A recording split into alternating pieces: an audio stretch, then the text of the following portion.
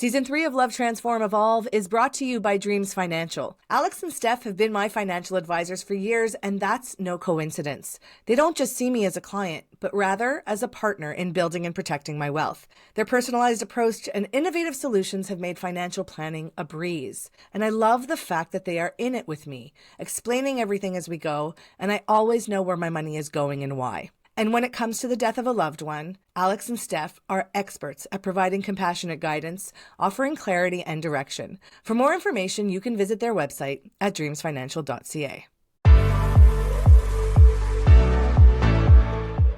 Welcome back to Love, Transform, Evolve. Today, I'm going to ask you a question. I want you to think about, what do Stan Lee, Vera Wang, and Samuel L. Jackson all have in common? Aside from the fact that you know who I'm talking about and that they're famous, what do you think these three people have in common? It's the fact that their careers started after they turned 40. I was talking with a girlfriend the other day about, the difference between your 20s and your 30s and your 40s. And this girlfriend is actually in her 20s, and she was telling me how confused she is and she doesn't know what she wants to do or be. And I told her, your 20s, it's kind of like you go to a department store and you're trying all different jackets on. And you try this jacket on, you try that jacket on to see what fits. In your 30s, you start to get to know yourself a little bit better. And so you're slowly taking off different jackets. No, that's not a great fit. No, this one's not. And in your 40s, you walk into that department store and you say, screw the jacket. I want a t-shirt and I want runners and I want, this is what I want for myself, because you know yourself a little bit more. When I was younger, I used to think that once you hit 40s, kind of life was done. Your decisions were made for you and that was it. But I realized, especially now being in this decade, that there are so many opportunities ahead of me. Our guest today is talking just about that, about the fact that towards the end of her 30s, she made a drastic decision to change her life, change her career, and take her career in a different direction. Also, having to take on family caregiving responsibilities. She's part of a generation that's called the sandwich generation, which is people who are caregivers who are taking care of not only aging parents, but also raising children.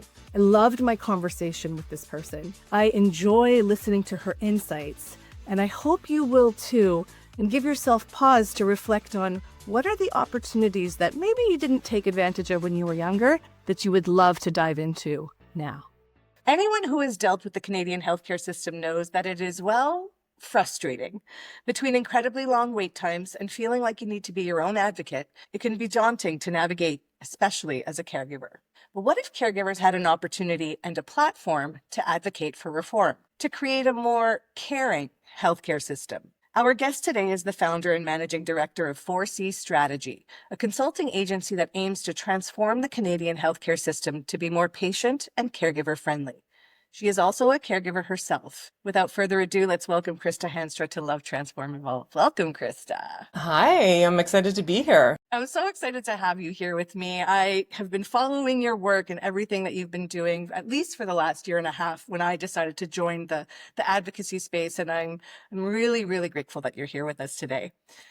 I actually want to start with your background, where you come from, both personally, how you grew up, and also professionally, where kind of your job and career took you. Great. Well, interestingly, I've done a lot of reflecting on this lately because my dad, who is the person who I primarily care for and have been for the last 10 years, is really, I always say I'm kind of the female version of him. So he was an immigrant. Both my parents were immigrants here to Canada. And he sort of was the role model I had for working. My mom was a stay-at-home mom, and my dad was, had to provide for his fairly large family. And so I really took my cues from him and only saw sort of putting everything you had into your work, which I did right from the beginning. And so I started my career as a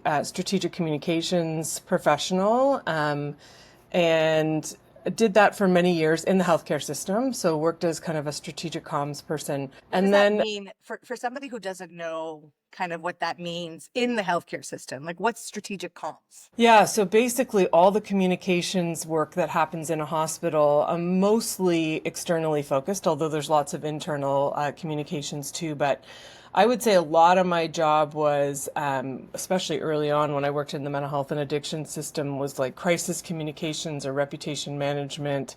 Whenever there was an issue, I was always at the core of the messaging and working with the spokesperson and dealing with the media and all of that. And then also just dealing with all of the government policy that's constantly changing and what does that mean for our organization, and communicating that back out both to staff and to the public. And then doing all the proactive communications, getting information out there about the latest research or the latest information or any changes to programs and services. So I did that for many years, working inside the healthcare system, so I have a pretty good understanding of the healthcare system. And then I became a mom later in life, which was a very, obviously, huge personal transformation for me. And I have to say, going back to work as a working mom at the age of 39, was probably the hardest thing I ever did. I really could not understand how people balanced both a professional career and being a mom. And so it was then that I kind of changed my approach to my career and decided to to start my own business. The joke was on me. I thought maybe if I started my own business, I could work less. Definitely I don't work less, but I definitely work differently. And I talk a lot about that when it comes to caregiving. I don't know that I could balance caregiving and work if I didn't have my own business and didn't have that flexibility. So I have lots of flexibility, but I definitely don't work less. I just work differently.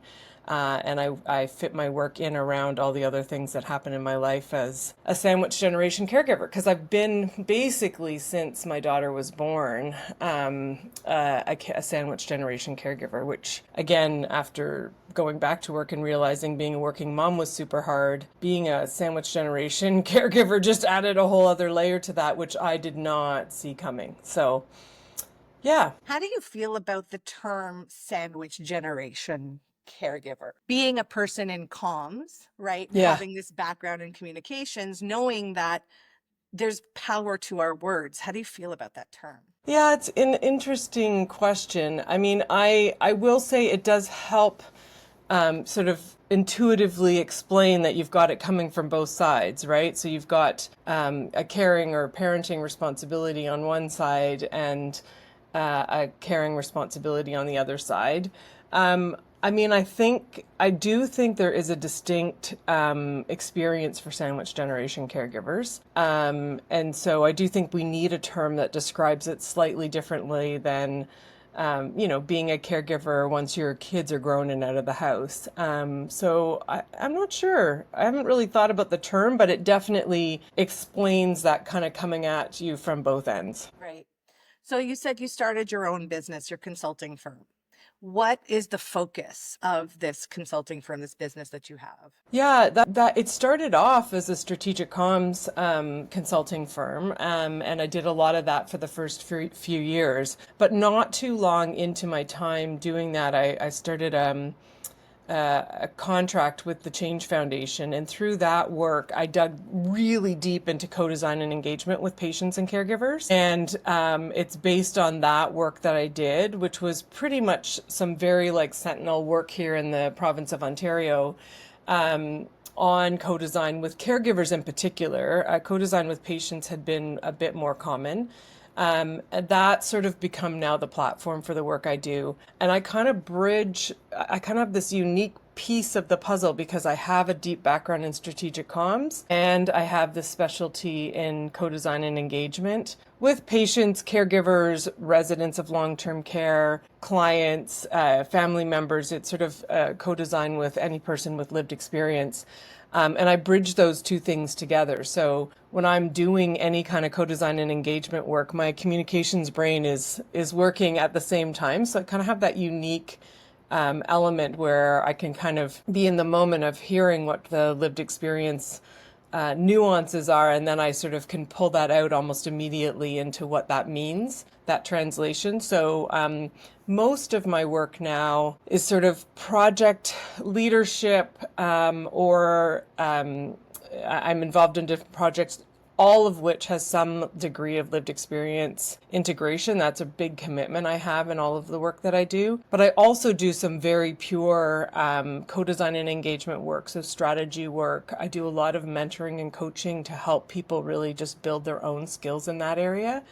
My philosophy really is that, first of all, co-design and engagement doesn't sit with one person in an organization. It has to be a culture across the organization. And then secondly, it's not me that can bring this expertise to the organization. They truly need to embrace it internally. So I often work with people to help build their own capacity, which I love. So I want to take a little bit of a step back, because Sure. when I joined, where I started listening and I really started to dive into understanding all of the moving pieces in caregiving, the healthcare, especially in interacting with the healthcare community, on the perspectives on caregiving. I heard a lot of these terms: co-design, engagement, lived experience. Yeah. From a lay person, from Yeah. my experience, I walk up to the hospital with my mother. That's the main healthcare facility. And in my assumption, the hospital, this is part of this system, which is also kind of this out there thing that I just assume is working like a bunch of cogs in a in a whole, Sure. a bunch of different gears kind Sure. of working together. And so, I just assume there's a lot of assumptions about Yes. the system is designed in a way, the way it's designed, and the ultimate assumption is that it's designed in a way so that we could be cared for, that we are getting Yeah. the best care. Yeah. So can you help clarify for the people who are listening, what is co-design? What does it actually mean? What is engagement? And really, and we'll dive into this in a bit, the power of lived experience, the storytelling. Yeah, for sure.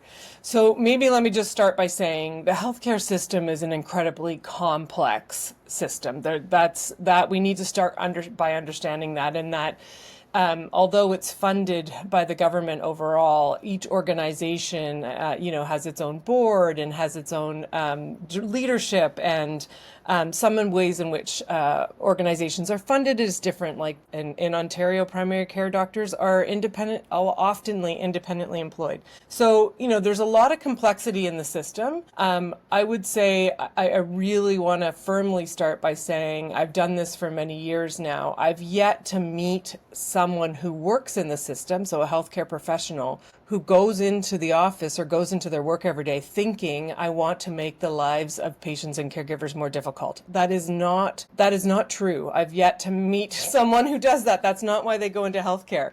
But the system itself and the complexity is often where some of the challenges that caregivers face in navigating the system come to bear. So, for example, communications between different healthcare professionals and different organizations, even communications between healthcare professionals within the same organization. Sometimes there's lots of challenges in that. Transitions from one part of the healthcare system, let's talk about the hospital to home, or hospital to long-term care. Those are two different parts of the system governed very differently, and there's a lot of complexity in that. So basically, co-design and engagement, we used to think about consulting with patients or families. Like, let's go way back 20 years when you used to get a flyer or a little brochure with all the information. There was a point at which that was all created by the healthcare professionals or by the organization, and it was just given to patients. And then at some point they said, maybe we should ask them if this is the kind of information they think is good. So they would write it or create it, and then they'd give it to them and say, hey, what do you think? And for the most part, people would be like, oh, it's great. Maybe change this word or change that word. So that was kind of the consultation model. Then we moved a little bit more into engagement, where you would create a project, you would understand, there's a problem, let's say with intake. Let's just use that as an example. We need to improve our intake process. We're seeing that there's a lot of no-shows or whatever. There's a bunch of different challenges. And so they create a project inside an organization. They want to make it better. They sort of do a lot of the work up front, and then they would bring patients or caregivers in to say, okay, here's what we're doing. What do you think? So they would engage them in a little bit more of a meaningful way. And now we're moving towards actually what I often talk about is co-defining the problem with patients and caregivers before we even get to co-designing a solution. So actually bringing ultimately what co-design and meaningful engagement is bringing patients and family caregivers and clients and residents to the table as equals with the healthcare professionals, as experts in their own right and in their experience, in order to bring all of those perspectives to the discussion to help define the problem, and then ultimately to work together to create a solution that works for everyone. So that's what co-design and engagement is. It's really about bringing that lived experience into the discussion right from the outset and giving it equal weight. Hearing you talk about this, I'm having again the same like mind blown moment that I had when I first learned about this, because again, we only know the experience from our point of view, our perspective. So the assumption is that it's my experience as a patient that I'm sitting there and I'm waiting for a long time. And, why can't these organizations, these systems, the process consider me? And the fact that this is actually only newer in including the patient, including the caregiver in defining the problem. I have a marketing background, right? And from a business perspective, it makes me think of like top down, right? Like we're going to tell them what they need. Yes. This is more of like a pull strategy. It's yes. like, no, they're going to tell us what they need so that we can design something together that is ultimately going to be beneficial. Absolutely. Yeah. That's Absolutely. amazing.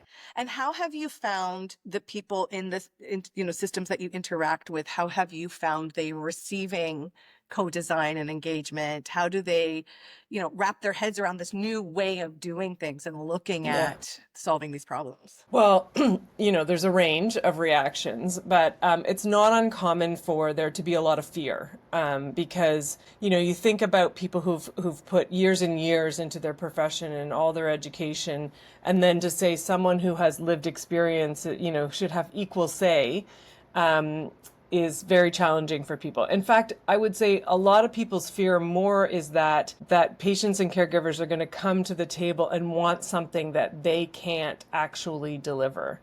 And so I always find that very interesting because when you can bring people together, you actually have a lot more in common than you don't. It's just as you described, it's the people coming to the exact same environment or setting or situation. They're just coming at it from different angles. If you just think about a reception area in a primary care physician's office, you've got the receptionist or the person, office administrator usually behind the plexiglass, sitting. And when you come in, you're standing. So it's the exact same situation, but to be at eye level, the patient has to bend down, like there's a whole bunch of things. It's the exact same scenario. So it's just understanding truly the 360 view of each situation and bringing each of those perspectives to the table. So there's a lot of fear. But I will say, first of all, the research shows that when you bring patients and caregivers to the table from the outset, the change is actually more meaningful. It's more sustainable. You get more buy-in more quickly. All of those things, we already have evidence that shows that. But I often find some of the biggest cynics are the biggest ambassadors of it in the end, because ultimately what it does for the most part is it kind of anchors you in why you went into healthcare in the first place, right? This idea that you want to work with patients and caregivers and families to make their lives better, obviously, often at very challenging parts of their lives. And so when you're sitting there and actually working in partnership with them, there's something very profound about that often makes people, the commitment grows. And then when you see the outcomes, you can hardly argue with them because they are more sustainable and there's more buy-in. That's incredible. In this vein, I want to just pivot a little bit. You are working with and have, I've been aligned with the Canadian Centre for Caregiving Excellence. This is a roughly newish organization that's been around for the last 2.5, 3 years, I want to say. And, they recently released, I've referenced the CCCE and the podcast for, but they Yeah. recently released a national strategy that is a national caregiver strategy. And this is a strategy that is basically designed to help the government now communicate upwards, similarly to what you're doing in engagement with, Yeah. in the healthcare field. To help the government realize, like, these are the things that caregivers are saying they need from a policy perspective. And these are the things that, you can do today and create today in order to be able to help, change the lives truly of people in the caregiver roles. I want to ask you, being a sandwich generation caregiver, how was that process for you to be involved in those behind the scenes conversations, hearing, the recommendations, the discussions, and the collaboration? Yeah, I mean, I've been working with caregivers for many years, and worked with an organization very similar to CCCE that was a provincial organization. And so for me, all of this stuff has been very front and center in all of my discussions for some time. And so to see the Canadian Centre for Caregiving Excellence bring it together into a strategy, a national strategy for Canada, and then to use that as their advocacy platform to hopefully drive change at many different levels in the government to support caregivers is, it's impressive. It's also brings hope to a lot of people who have felt invisible and ignored, not valued, not recognized for a long time. And they really have, we knew the stats before they did their work, but they've really anchored those stats deeply, right? We know that right now 1 in 4 people are caregivers. That's estimated to be 1 in 2. The work that I do is very focused on the workplace. So we know that of those 1 in 4, 62% are still in the workplace in some capacity or another. And if you want to flip that the other way around, 35% of people who are working are caregivers as well. So if you are in a workplace and you think, oh, we don't have any caregivers in our workplace, or people who are balancing work and care, think again, because you definitely do. And by the way, they're not all old. Everyone assumes that caregivers are, we're all caring for aging parents, like it is in my case. But that isn't the case for all the caregivers. There's lots of young caregivers. There's lots of early career caregivers. I was 34. Exactly. Yeah.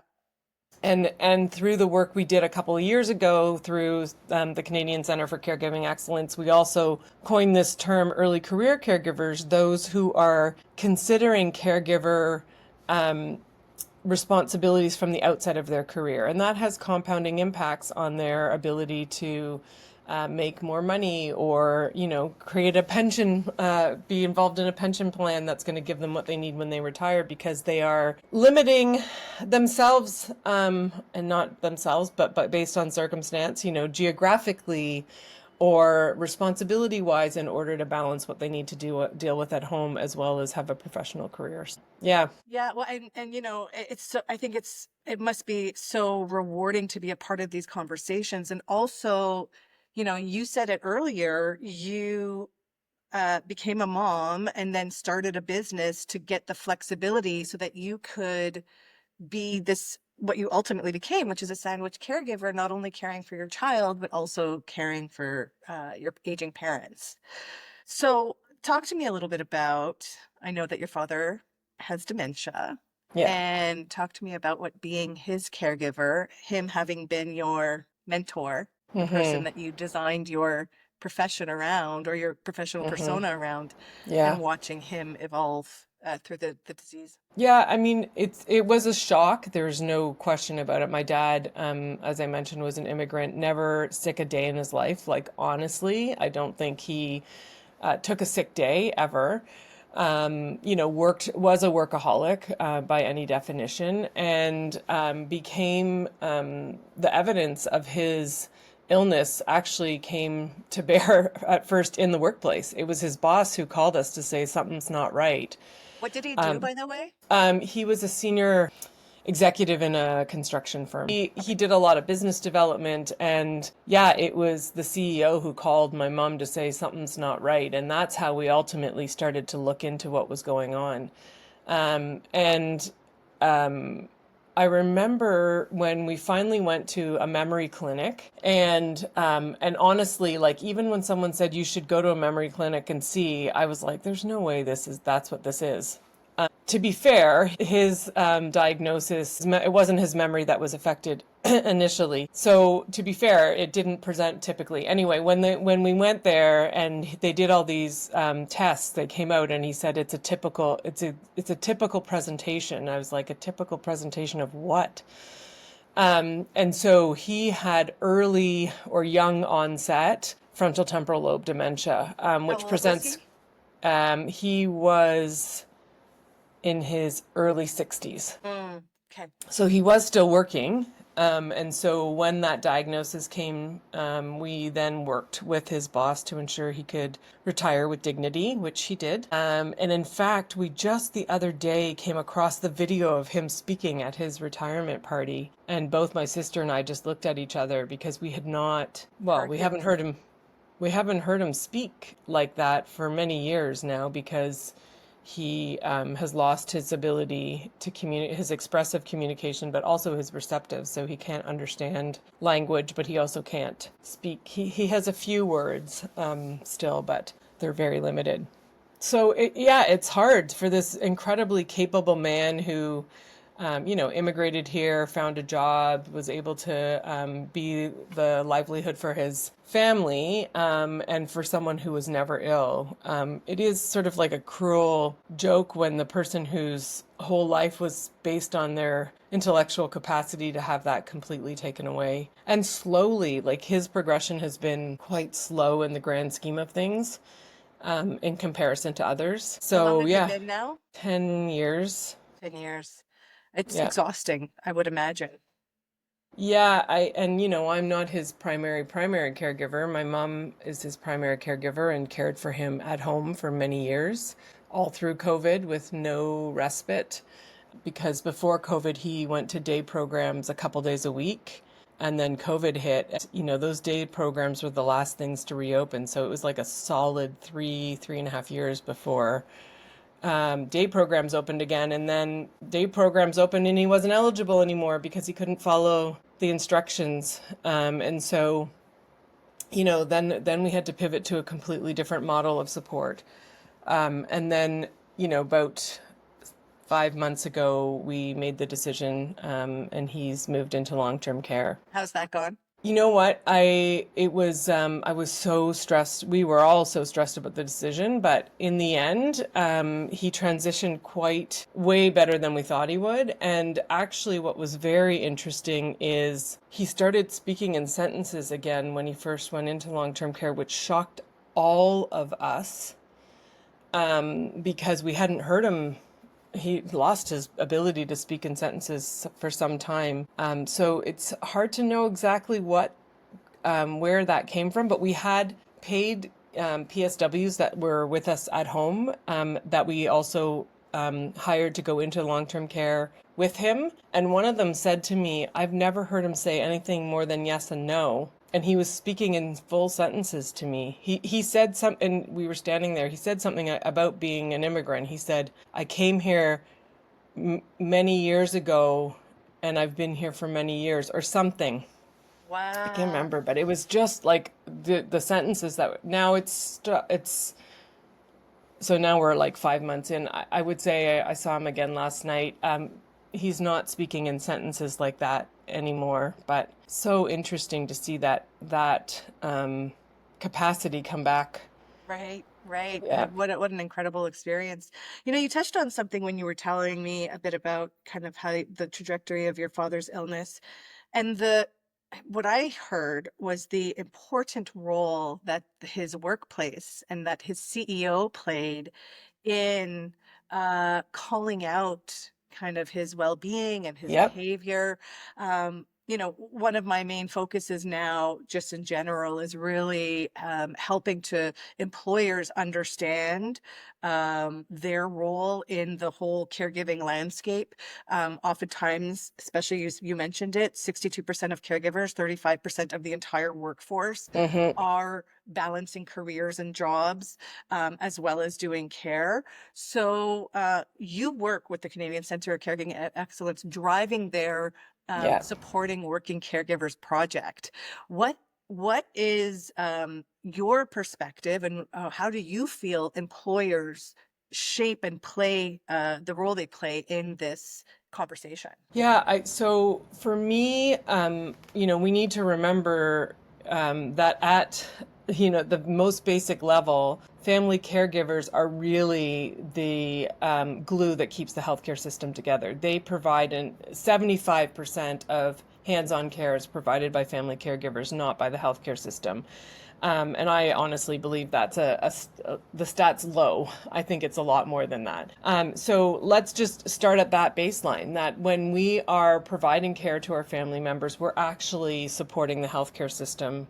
And so it's important for us to support family caregivers to do that, because if we weren't there, the system would fall apart. So that's fundamentally, it is a societal benefit to have family caregivers doing what they're doing. They're not recognized, they're not supported, there's not a lot of financial support for family caregivers. And so when those 35% of the workforce are doing that, they're essentially working a second shift, and we need to support them. The other thing we know about caregivers is two big things, and you and I have talked about this before. One is, where does the caregiving responsibility fall? It usually falls on someone who can do it because they have both the ability and the skills. And so they're typically highly capable people who can take on a lot of responsibility. And then more than that, they build new skills through caregiving, and they are the skills that the workforce needs. They are being able to think on your feet, being able to navigate complex systems, being able to project manage, financial management, dealing with difficult people, advocating, influencing when you don't have formal leadership roles. There's like a whole bunch of skills that we need as we think about what we need in our own economy. To keep our workforce afloat and for innovation and all of that, caregivers have that in spades. So there are many benefits to having workplaces be aware of and understand what caregivers are going through, and being able to set up their own operations to support caregivers. And I think they can do that in many ways. Listen, it's not a one size fits all. We know that. We know that not all organizations are built the same. Some are 24/7 operations. Some of them are all knowledge economy jobs where, the ability to be flexible is much easier than when you're talking about, so let's say retail or manufacturing or being on a line or, working 24/7 in a hospital. So they're not all made equal, but I think that there's a lot of work that we can do to really think about the future of work in the context of caregivers and be able to support them. Because if we are losing people from the workforce because they can't balance the two, that doesn't benefit anyone. Right, right. Uh, I, you know, I think the role you just raised the statistic that 75% of the care that's done is done by caregivers. I can't help but think that, yes, while the healthcare system and while the caregiving role is often born of a healthcare need, of a medical need, the caregiver's job and their responsibility goes far beyond the healthcare system, Yeah. far beyond taking care of medical needs. I have a friend of mine who just recently lost his father, who is in his 80s, and his mother, who is healthy. The things that his father used to take care of, she now has to take care of. So he's calling the cable company, and he's calling the Yeah. bank, and this is nothing to do with medical. It has nothing to do with the healthcare system, right?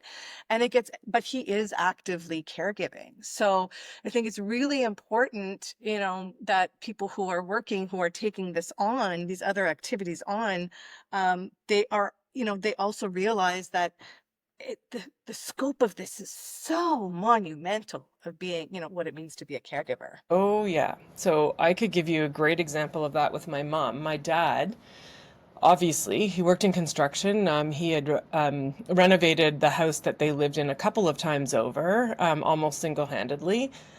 He was the financial manager. And so when my dad got ill, they actually owned a second property. My mom had to basically take over being that landlord. She had to take over the financial management. These are things she'd never done before. And then when it became evident that they needed to move in order for him to have access to the right kind of services and also to be closer to the rest of us so that we could support, they bought a house, or I mean, they did buy a house, although my mom ultimately was the one making the decisions. And it needed to be renovated from top to bottom. She had to project manage that. She'd never done that before. And believe me, she didn't do it without a lot of support from her kids.